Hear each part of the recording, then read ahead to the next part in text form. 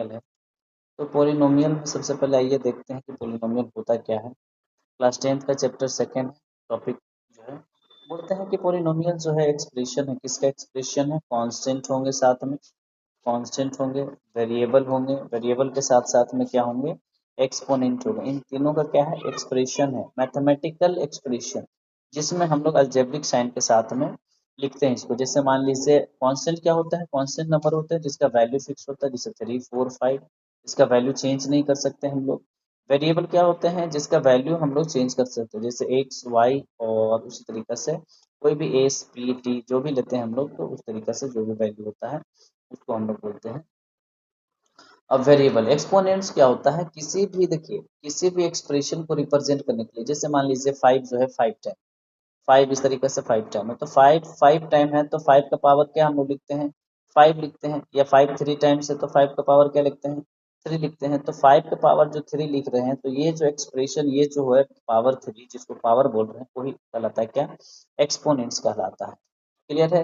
Example में आप कुछ भी ले सकते हैं। हमने एक एग्जाम्पल लिया है यहाँ पर, जैसे मान लीजिए यहाँ 2x+4 है। उसी तरीका से जो है इसका जनरल जो फॉर्म जो है पोलिनोमियल का, वो जो एक्सप्रेशन होता है a0 यानी a0 प्लस a1 x1, उसी तरीके से a2 x2 plus dot dot dot dot an xn तक। हम लोग पोलिनोमियल में सबसे पहले हम लोग देखते हैं कि on the basis of term, on the basis of term हम लोग जानते हैं क्या होता है? मोनोमियल्स। मोनो, मोनो का मीन्स होता है वन। मोनो का मीन्स क्या होता है?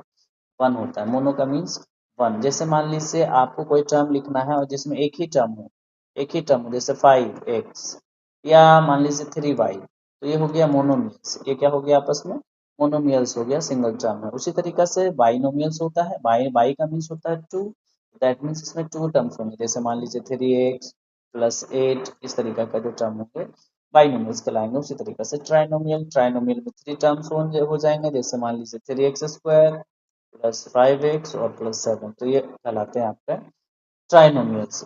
अब हम लोग ऑन द बेसिस ऑफ आ जाते हैं डिग्री। तो on the basis of degree पे हम लोग आएंगे, तो इसके 4 टाइप्स हैं टोटल। इसके 4 टाइप्स हैं। 4 टाइप्स में हम लोग देखते हैं, सबसे पहले जो है होते हैं लीनियर। क्या होते हैं?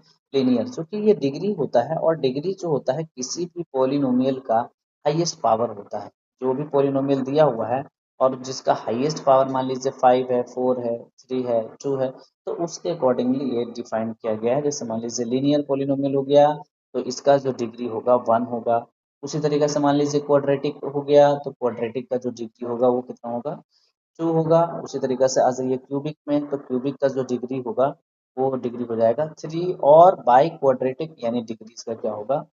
4। चलिए इसको हम लोग एग्जाम्पल के माध्यम से समझने की कोशिश करते हैं कि ये जो है लीनियर, क्वाड्रेटिक, क्यूबिक और बाई क्वाड्रेटिक कैसे हम लोग एग्जाम्पल इसका ले सकते हैं। तो सबसे पहले हम एक कोई भी पोलिनोमियल लिखते हैं। जैसे मान लीजिए, तो लिखेंगे सबसे पहले यहाँ पास एक एग्जांपल में हम लिख दे रहे हैं। मान लीजिए 5x+5। तो यहाँ पास हम लोग देखें कि 5x+5 है, तो 5 और x+5, यहाँ पास हाईएस्ट पावर जो है वेरिएबल्स का वो 1 है। हाईएस्ट पावर कितना है इसका? वेरिएबल का 1 है, इसीलिए डिग्री से क्या हो गया? 1 हो गया। और डिग्री अगर जो इसका 1 हो गया, तो इसको हम लोग बोलेंगे क्या? लीनियर। इसको क्या बोलेंगे? लीनियर पोलिनोमियल बोलेंगे। ये लीनियर पोलिनोमियल का एग्जांपल हो जाएगा। उसी तरीके से हम लोग आ जाते हैं क्वाड्रेटिक पोलिनोमियल में। क्वाड्रेटिक पोलिनोमियल में हम लोग देखेंगे, जैसे मान लीजिए क्वाड्रेटिक का एग्जांपल ले लेते हैं, 7x² और प्लस में 8। तो 7x² प्लस 8 में अगर जो आप डिग्री फाइंड करेंगे, यानी पावर फाइंड करेंगे, मैक्सिमम पावर, सभी में पावर, जैसे मान लीजिए यहाँ पर पावर कितना है? 2, तो मैक्सिमम पावर इसका कितना हो गया? 2, तो यही इसका डिग्री कहलाता है। इसलिए क्या हो गया? ये क्वाड्रेटिक पोलिनोमियल हो गया। क्वाड्रेटिक पोलिनोमियल को और भी एग्जांपल ले सकते हैं, जैसे मान लीजिए 3x² प्लस 5x और -3। इन तीनों में अगर जो चेक कीजिएगा आप, तो हाईएस्ट पावर देखिए आपको देखने के लिए मिलेंगे 2। तो ये भी एग्जांपल किसका हो जाएगा? आपका क्वाड्रेटिक पोलिनोमियल का एग्जांपल। आ जाइए क्यूबिक पोलिनोमियल। तो क्यूबिक पोलिनोमियल में क्या होता है? क्यूबिक पोलिनोमियल में आपको हाईएस्ट पावर 3 देखने के लिए मिलेगा, यानी डिग्री जो है आपको देखने के लिए मिलेंगे 3। क्योंकि डिग्री के बेसिस पे क्लासिफिकेशन हुआ है, तो इसमें डिग्री आपको 3, जैसे एग्जांपल में हम लोग लेते हैं, मान लीजिए 4x plus 5x square plus 8x और -5। तो इसमें जो डिग्री आपको देखने के लिए मिल रहा है, डिग्री ये कितना है, 3 है। तो इसलिए ये हो गया कैसा polynomial, cubic polynomial, C4 cubic polynomial, यहाँ इसको हम लोग बोल सकते हैं। इसके एग्जाम्पल हो गया किसका, क्यूबिक पोलिनोमियल का। ये जो है एग्जाम्पल हो गया क्यूबिक पोलिनोमियल का। क्लियर है यहाँ तक? आगे आ जाइए, हम लोग देखते हैं by quadratic polynomial. By quadratic polynomial, तो बाई क्वाड्रेटिक पोलिनोमियल को समझते हैं एग्जांपल के माध्यम से। जैसे मान लीजिए डिग्री तो सिंपल सा है, बाई मतलब 2, क्वाड्रेटिक में 2 पहले से था, यानी पावर यानी डिग्री जो हमको देखने को मिलेगा, इसमें जो डिग्री मिलेंगे आपको 4 देखने को मिलेंगे। एग्जाम्पल में आप अपने से भी कोई भी एग्जाम्पल ले सकते हैं, जैसे x नहीं है 5, हम y ले लेते हैं इस बार और पावर में लगा देते हैं 4 और -8, ये भी एग्जाम्पल हो गया कि हमको हाईएस्ट पावर कितना मिल रहा है, 4 मिल रहा है, इसलिए इसका हो गया एग्जाम्पल बाई क्वाड्रेटिक का। उसी तरीका से एक और एग्जाम्पल हम लोग लेते हैं यहाँ पास, जैसे मान लीजिए 3 हो गया, x का पावर हो गया 4 -8 x का पावर क्यूब हो गया plus 3 x square plus 8x और -5। ये इतना सारा ये जो हो गया पावर हाईएस्ट, देखिए 3 भी है, 2 भी है, 1 भी है, और ये तो कांस्टेंट है 5, इसका तो वैल्यू चेंज नहीं होते।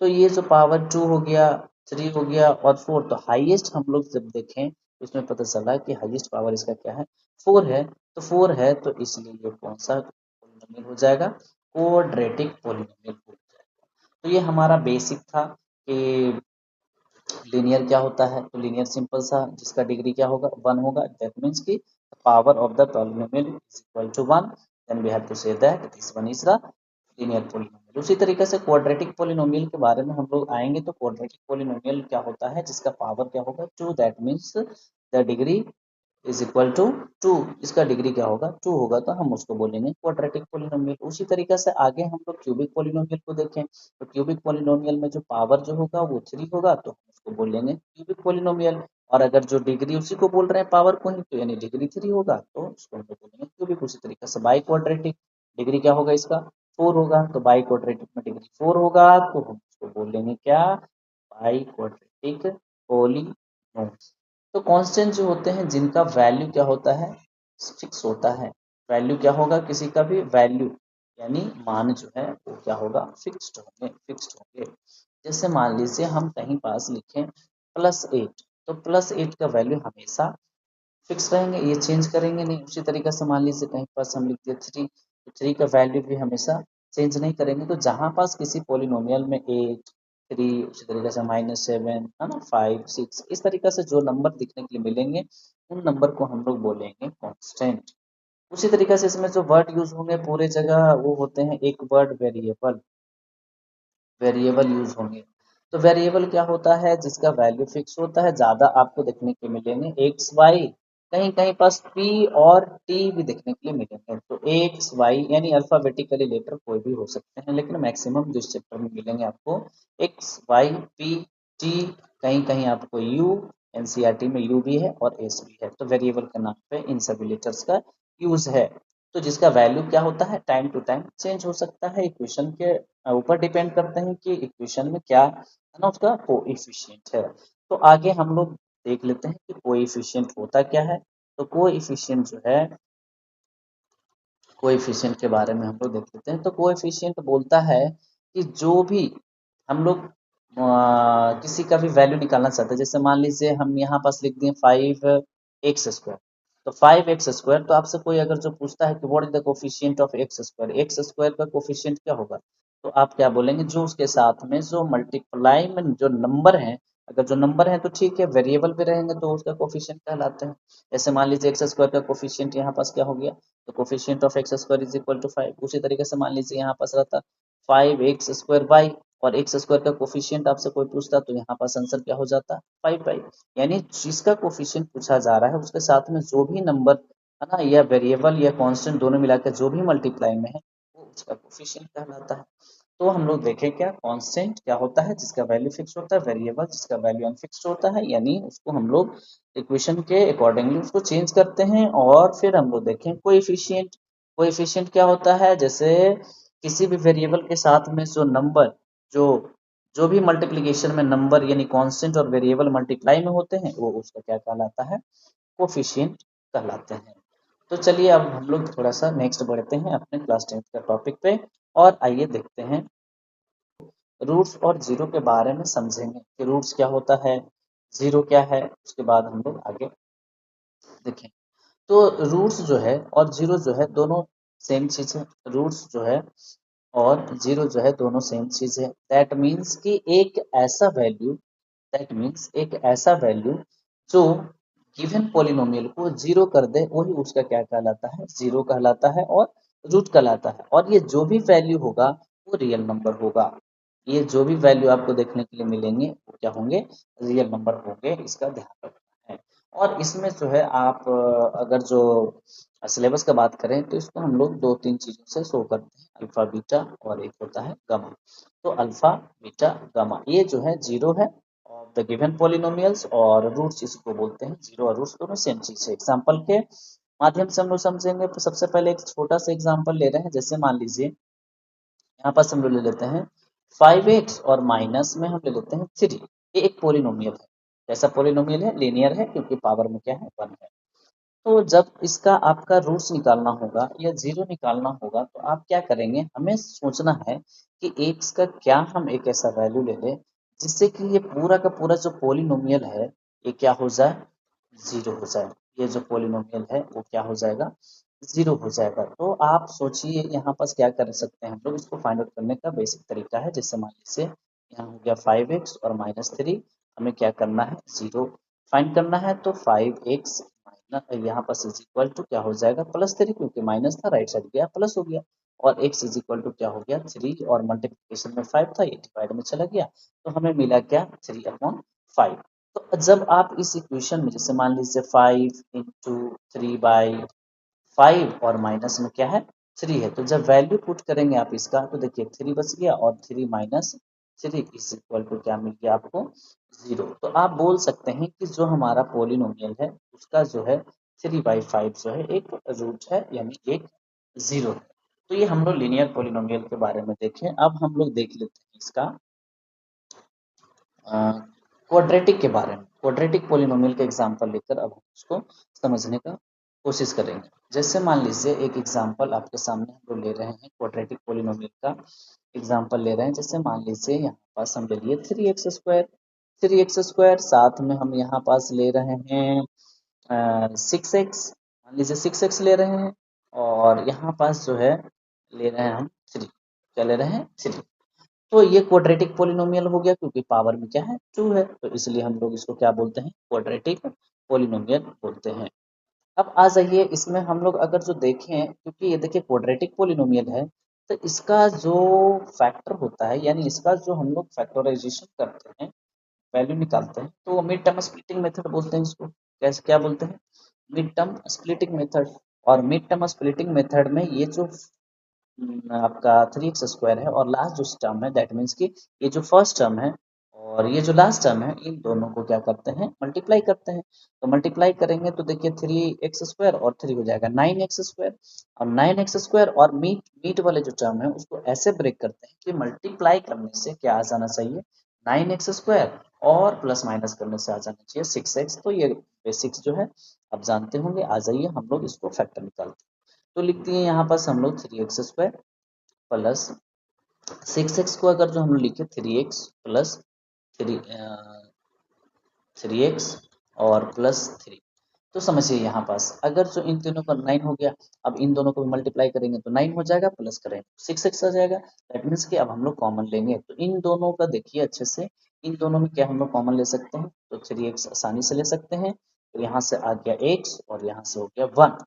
अब इन दोनों टर्म को ध्यान से देखेंगे तो हमारे पास आ सकते हैं +3। तो +3 में यहाँ पास आ गया x और यहाँ पास आ गया 1। दैट मीन्स कि अब हम लोग दोनों देखिए यहाँ पास x+1 है और यहाँ भी x+1 है, तो x+1 को क्या कर लेते हैं, हम लोग कॉमन ले लेते हैं। कॉमन लिए तो हमें मिल गया 3x और प्लस में 3। और ये सभी जो है हम लोग क्या फाइंड कर रहे हैं, इसका जीरो फाइंड कर रहे हैं। क्या फाइंड कर रहे हैं, जीरो फाइंड कर रहे हैं। तो जब हम इसको वैल्यू फाइंड करते हैं x+1 x plus one is equal to 0 one by one करके, और 3x plus 3 is equal to 0। तो x का जो यहाँ से वैल्यू मिलेगा ये -1, और यहाँ से जो x का वैल्यू मिलेगा ये हो गया -3, और यहाँ से x का आइए फाइंड करके देखते हैं। x इज इक्वल टू क्या मिल जाएंगे, -3/3। अगर जो काटिएगा तो मिल जाएंगे आपको -1। एक तो वैल्यू मिला आपको x इज इक्वल टू क्या, -1, और एक जो है x इज इक्वल टू आपको ये भी आपका -1, दोनों वैल्यू जो है आपका -1 मिलेगा। तो जीरो जो है और कोएफिशिएंट जो है इनके बीच में रिलेशन क्या होता है, जैसे हम इसका एक क्वाड्रेटिक इक्वेशन का जो है बेसिक एग्जांपल लेते हैं। जो standard form of quadratic equation जो होता है A X square plus B X और प्लस सी 0, ये होता है स्टैंडर्ड फॉर्म जो होता है इक्वेशन का। तो यहाँ पास बोला गया है कि रिलेशन क्या होगा, जीरो और कोफिशिएंट पहले ही बता दिए, जीरो क्या होता है और कोफिशिएंट क्या होता है पहले ही हम लोग देख चुके हैं। तो जैसे मान लीजिए ये स्टैंडर्ड फॉर्म हो गया, तो जीरो जैसे कोई भी हम लोग कैलकुलेशन करते हैं किसी भी क्वेश्चन का, हम एक एग्जांपल ले लेते हैं इसके लिए। जैसे मान लीजिए एक एग्जांपल हम ले लिए 5x स्क्वायर प्लस 7x और प्लस 2। ये एक एग्जांपल हम ले लिए, इसका एग्जांपल है, क्वाड्रेटिक इक्वेशन का एग्जांपल है। तो यहाँ पास जब मिड टर्म फैक्टराइजेशन हम लोग करते हैं, मिड टर्म स्प्लिटिंग मेथड लगाते हैं, तो 5x स्क्वायर हो गया और ये हो गया हमारा 5x, और प्लस इसको क्या ले सकते हैं 2x, क्योंकि 5 टू क्या हो जाता है 7, और मल्टीप्लाई करने से 5 टू क्या हो जाएगा 10। देखिए फर्स्ट टर्म 5 है और लास्ट टर्म 2 है, तो 5 टू 10, और प्लस में क्या ले लिए हम लोग 2। तो इसमें से जो हम लोग को कॉमन मिल रहा है वो मिल रहा है 5x, है ना। तो यहाँ से x बच गया क्योंकि x स्क्वायर है, और यहाँ से 1 मिल गया। यहाँ से हमें कॉमन मिल रहा है 2, तो यहाँ से मिल गया 2 और प्लस 1। तो x प्लस 1 को हम लोग कॉमन ले लेते हैं, यहाँ पास x प्लस 1 हम लोग कॉमन ले लिए, तो हमारे पास जो वैल्यू मिला 5x plus 2 is equal to, है ना, 0 मिल रहा है। ये जो 0 है हम लोग सभी पॉलिनोमियल में लिख सकते हैं जब तक हम लोग रूट्स फाइंड कर रहे हैं या जीरो फाइंड कर रहे हैं, ठीक है। अब यहाँ पास जो है आगे हम लोग देखते हैं कि अगर जो इसको लिख लेते हैं पहले, जैसे x प्लस एक एक करके फैक्टर निकालते हैं, x plus 1 is equal to 0, then x is equal to मिल गया हमें -1। उसी तरीका से हम लोग जो है 5x plus 2 is equal to 0, then x is equal to, पहले तो 2 माइनस बचाएंगे और डिवाइड क्या आएंगे 5 आएंगे, तो -2/5 हो गया। नेक्स्ट हम लोग देखते हैं, इसको हम लोग मान लेते हैं क्या, क्योंकि ये 0 है फर्स्ट 0 और ये है आपका सेकंड 0, दैट इसके अल्फा इसको मानेंगे तो ये हो गया -1, और बीटा जो है इसको मानेंगे तो ये हो गया -2/5। तो यानी एक 0 मिल गया हमको -1, और देन सेकंड 0 जो हो गया ये हो गया -2/5, 2 0। अगर जो आपको रिलेशन वेरीफाई करना है सम ऑफ जीरो का, तो सम ऑफ जीरो बोला जाता है कि सम ऑफ जीरो जो होता है इसका एक ये लर्न रखिएगा, इसको याद ही रखिएगा, -b/a होता है, -b/a होता है। उसी तरीका से ये जो होता है -b जो होता है, क्योंकि स्टैंडर्ड फॉर्म ऑफ इक्वेशन हम लोग पहले डिस्कस कर चुके हैं कि A X square plus B X और प्लस सी के फॉर्म में होते हैं, A X square plus B X plus C के फॉर्म में होते हैं। तो इसको जब हम लोग कोफिशिएंट वगैरह का साइन लेते हैं तो ये तो माइनस रहेगा ही, और बी जो देखिए किसका कोफिशिएंट है, बी जो है एक्स का कोफिशिएंट है, तो यहाँ पर को इफिशियंट कोएफिशिएंट ऑफ एक्स, यहाँ पर लिख देते हैं हम लोग कोएफिशिएंट ऑफ एक्स। उसी तरीका से ए का बात करते हैं, ए क्योंकि ए है, तो ए जो है ये कोफिशिएंट एक्स स्क्वायर का है, तो हम लोग लिखते हैं यहाँ पर कोएफिशिएंट ऑफ एक्स स्क्वायर, ये हो गया कोएफिशिएंट ऑफ एक्स स्क्वायर, ये हो गया आपका सम ऑफ जीरो। उसी तरीका से एक होता है आपका product of zero, product of zero, product of zero. अब देखिए प्रोडक्ट ऑफ जीरो, क्योंकि देखिए जीरो हम लोगों का अल्फा बीटा है, क्या है अल्फा बीटा, तो सम है तो अल्फा प्लस इसको बीटा भी बोल सकते हैं, और ये प्रोडक्ट मीन्स मल्टीप्लाई का बात किया जा रहा है, तो ये अल्फा इंटू बीटा हो जाएगा ये अल्फा इंटू बीटा। तो अल्फा इंटू बीटा के लिए आपको याद रखना है क्या, सी अपॉन ए। सी अपॉन ए होता है अल्फा इंटू बीटा। अब यहाँ पर सी क्या है, देखिए ये सी जो है कांस्टेंट टर्म है, तो आप लिखेंगे क्या ऊपर में, कांस्टेंट कांस्टेंट कांस्टेंट टर्म है, कांस्टेंट टर्म लिख दिए। और नीचे जो है ए है, तो ए तो पता ही है आपको कोफिशिएंट ऑफ एक्स स्क्वायर है ना, तो यहाँ पर स्टैंडर्ड है ना इक्वेशन से कंपैरिजन कर देना है, तो ये हो गया कोफिशिएंट ऑफ क्या, एक्स स्क्वायर, ये हो गया।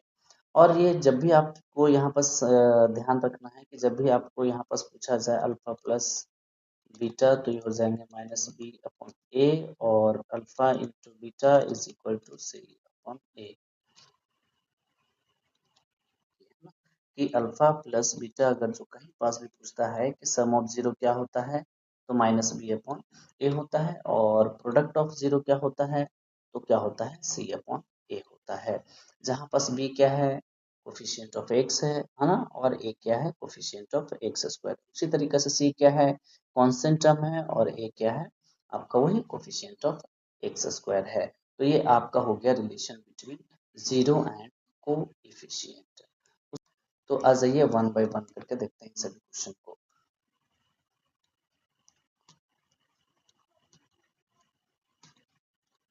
पहला जो क्वेश्चन है आपके पास वो है, आइए देखते हैं। पहला जो क्वेश्चन है वो है x square minus two x minus eight is equal to zero. That means इसमें देखना है आपको कि x square minus two x और माइनस एट का जीरो होगा, क्या होगा जीरो।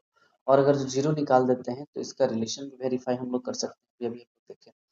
तो सबसे पहले इसको जो है आप लिख सकते हैं x square minus two x और माइनस एट। अब यहाँ पास इसको एक्स स्क्वायर और माइनस, इसको देखिए एट वन जा तो एट होता है, इसको कैसे कर सकते हैं आप, फोर टू जा एट कर सकते हैं। तो माइनस में क्योंकि है नेगेटिव, तो ग्रेटर नंबर में नेगेटिव साइन लगा दीजिए, और जो स्मॉल साइन जो होगा वो पॉजिटिव, स्मॉल नंबर में पॉजिटिव साइन लगा दीजिए, माइनस में एट लिख दीजिए। अब मल्टीप्लाई कीजिएगा तो एट आ जाएगा, और प्लस माइनस कीजिएगा तो आपको माइनस टू देखने के लिए मिलेगा, ये माइनस टू। आ जाइए नेक्स्ट जो है, हम लोग इस दोनों में से कॉमन लेने का काम करेंगे, दोनों से है ना, अलग अलग दोनों टर्म है, दोनों से कॉमन लेने का देखते हैं। तो सबसे पहले एक्स यहाँ से कॉमन आ जाएगा, तो ये मिल जाएंगे हमको एक्स और माइनस फोर। यहाँ से हम लोग ले सकते हैं प्लस में टू, क्योंकि टू का टेबल में टू भी आता है एट भी आता है, तो ये हो गया एक्स और ये हो गया माइनस में फोर। तो इसको अब देखिए एक्स माइनस फोर दोनों से ले लेते हैं, एक्स माइनस फोर हो गया, यहाँ ले लेते हैं, और क्या बच गया, एक्स प्लस टू हो गया। हमको मिल गया यहाँ पास दो जीरो मिल गए हैं। दोनों जीरो मिलने के बाद हम लोग जो है इसको लेट कर लेंगे, जैसे मान लीजिए ये अगर जो जीरो का बात कर लेते हैं, तो इस तरीके से हमें एक मिल गया क्या, x minus four is equal to zero, then x is equal to four, और एक जो मिल गया हमें x plus two is equal to zero, then x is equal to minus two. ये हो गया आपका टू जीरो। नेक्स्ट आ जाइए, क्योंकि हम लोग जानते हैं कि फर्स्ट वाला जो जीरो है उसको हम लोग अल्फा मान लिए, और सेकंड वाला जो है उसको क्या मान लिए, माइनस टू। तो वेरीफाई करने के लिए हम लोग क्या कर सकते हैं, चलिए वेरीफाइड करते हैं, वेरीफाइड करते हैं, वेरीफाई करने का कोशिश करते हैं। तो क्या पहले देखते हैं सम ऑफ जीरो, पहला क्या है हमारे पास sum of zero, sum of zero, तो सम ऑफ जीरो में जाते हैं तो क्या होता है माइनस बी बाई, ये तो जानते हैं। तो अब हम लोग देख लेते हैं कि क्या हम लोग अल्फा और बीटा को प्लस करते हैं तो क्या माइनस बी बाई ए आता है क्या। तो अल्फा जो है हमारे पास फोर है, और बीटा जो है माइनस टू है, तो इसका वैल्यू क्या आ जाता है, टू बाई वन आ गया, टू बाई वन आ गया। उसी तरीके से प्रोडक्ट ऑफ जीरो देख लेते हैं, पहले पहले हम लोग फाइंड कर लेते हैं दोनों को, प्रोडक्ट ऑफ जीरो को भी देख लेते हैं। तो प्रोडक्ट ऑफ जीरोस का बात कर लेते हैं, तो प्रोडक्ट ऑफ जीरो जो है वो पता है हम लोगों को क्या होता है, सी अपॉन ए होता है। और अल्फा इंटू बीटा का यहाँ वैल्यू फाइंड करके देखेंगे, अल्फा हो गया फोर और बीटा हो गया माइनस टू, इन दोनों का मल्टीप्लीकेशन हो जाएगा माइनस एट अपॉन वन। अब यहाँ पर देखिए सबसे पहले क्या देखेंगे आप, पहले देखिए क्योंकि ये वाला ए का वैल्यू, ये वैल्यू ए का है, और यहाँ पास वैल्यू ए का होना चाहिए। अगर जो डिनोमिनेटर आपको मैच नहीं कर रहा है दोनों का, तो सबसे पहले आप डिनोमिनेटर मैच कर लेंगे, उसके बाद ही बाकी कंपैरिजन करेंगे। तो दोनों में देखें आपकी जो डिनोमिनेटर है वो कितना मिल गया आपको, ए मिल गया दोनों तरफ। तो अब यहाँ पास कंपेयर जब कीजिएगा, minus B by sorry minus B by A से, तो आप देखिए बी का वैल्यू क्या मिल गया आपको, -2। बी का वैल्यू क्या मिल गया, -2, और ए का वैल्यू क्या मिल गया, 1। उसी तरीके से यहाँ पर देखिएगा सी बाई ए होता है, तो सी बाई ए में सी का वैल्यू क्या मिल गया आपको, -8, और ए का वैल्यू 1। अब ये जो -8 है ये तो कांस्टेंट टर्म है, ये तो कांस्टेंट टर्म हो गया, और उसी तरीका से ए जो है वही कोफिशिएंट ऑफ एक्स स्क्वायर है, कोफिशिएंट ऑफ एक्स स्क्वायर है। और यहाँ पास भी कंपेयर करेंगे तो b इज इक्वल टू -2 है, यानी क्या है, माइनस है ना, coefficient of x, coefficient of x है, कोफिशिएंट ऑफ एक्स, और ये जो है क्या है, coefficient of x square, coefficient of x square. तो इस तरीका से इस इक्वेशन को आप वेरीफाई कर सकते हैं इनके रिलेशनशिप के बारे में, जीरो के बारे में। तो यहाँ पास फर्स्ट क्वेश्चन हम लोग देखने को मिलता है, जैसे 5x² 5x² -4 -8, तो 5x² -4 -8, अब इसको देखेंगे, सबसे पहले लिख लेते हैं, ये हमारे पास हो गया 5x² -4 -8x। अब देखिए ये अरेंज किया हुआ नहीं है, क्योंकि स्टैंडर्ड फॉर्म पहले बोलता है कि पहले x² को लीजिए, फिर -8x को लीजिए, है ना, पहले वेरिएबल वाले को लीजिए, लास्ट में कांस्टेंट वाले को लीजिएगा। अब फिर से ये ax² plus bx plus c के फॉर्म में है, दैट मीन्स ये क्वाड्रेटिक फॉर्म में है, और क्वाड्रेटिक पॉलिनोमियल को हम लोग आसानी से मिड टर्म से हम लोग सॉल्व कर सकते हैं। 5 4 20 हो गया। अब तो यहाँ लिख लेंगे हम लोग 5x²। अब इसको 5 4 20 हो गया, तो अब इसको ब्रेक करना है कि 20 कैसे आ सकता है, तो 20 आ सकता है 10 × 2, और क्योंकि माइनस है तो ग्रेटर नंबर में हम लोग क्या लगा सकते हैं, माइनस। ये हो गया 4 इज इक्वल टू 0, तो 10 2 क्या हो गया 20। अब इसमें से हम लोग ले लेते हैं कॉमन 5x, 5x लेंगे तो ये हो गया x और -2, और यहाँ से ले लेंगे 2 तो हो गया x -2 इज इक्वल टू 0।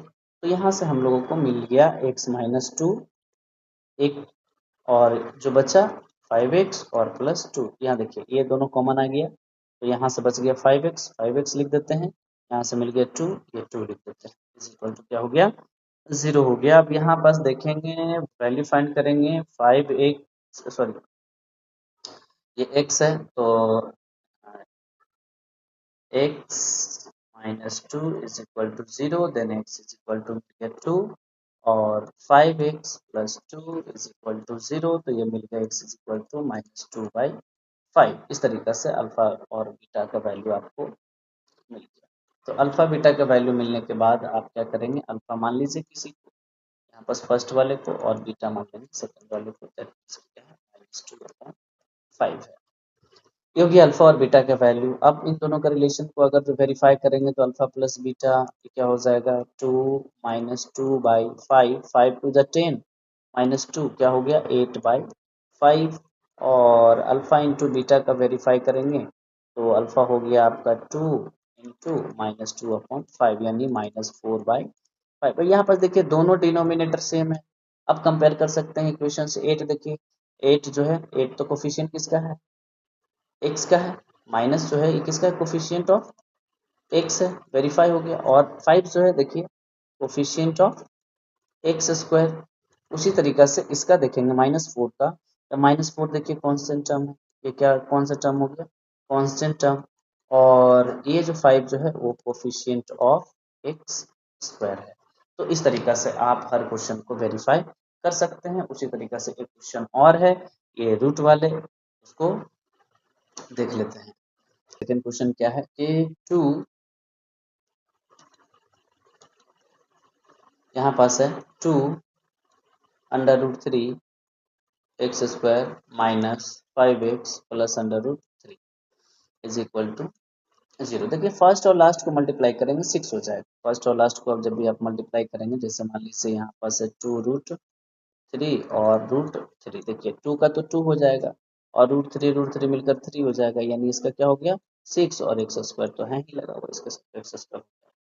तो आप जो है इसको इस तरीका से लिख लीजिए 2√3x², और इसको आप लिख सकते हैं 3x - 2x और +3 इज इक्वल टू 0। देखिए जब 3 और 2 को मल्टीप्लाई कीजिएगा तो ये 6x² मिल जाएंगे, x दोनों में, अब यहाँ से कॉमन लेना चाहेंगे तो क्या आ सकता है, यहाँ से कॉमन ले लेते हैं रूट अंडर 3x ले लेते हैं।